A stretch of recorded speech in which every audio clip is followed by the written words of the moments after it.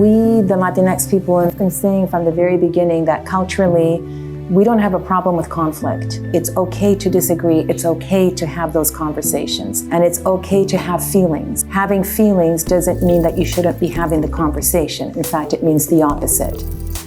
One of the questions that I started with is, what is the experience of inhabiting a Latinx role when you're a non-Latinx actor? That created a kind of psychological whiplash for most of us. We went, wait a minute.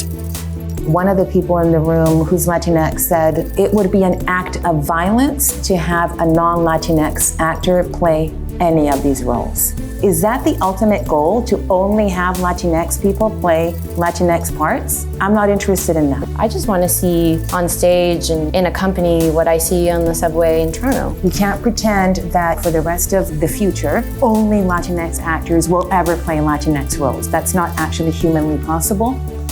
If a person is playing a Latinx role and they're not Latinx and they come up to you and you're Latinx and they say, hey, what can I do? How do I play this role? What would you actually say to them? What kind of tools would you actually give that actor to play a Latinx character? What is that identity? How do you define it? How do you communicate it to somebody? These are very difficult questions, but for me, it's one that we cannot avoid.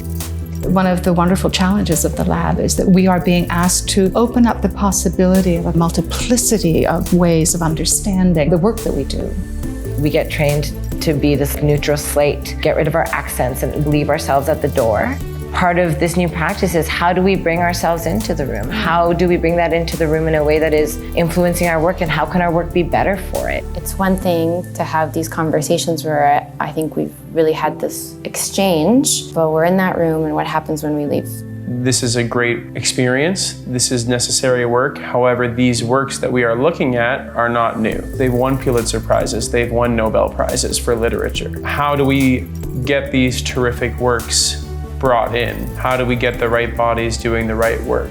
A lot of this practice of decolonizing and looking at this work is about finding the humanity again, to be able to connect with one another in a new way, in a new world, and deciding what that world looks like in a very active way.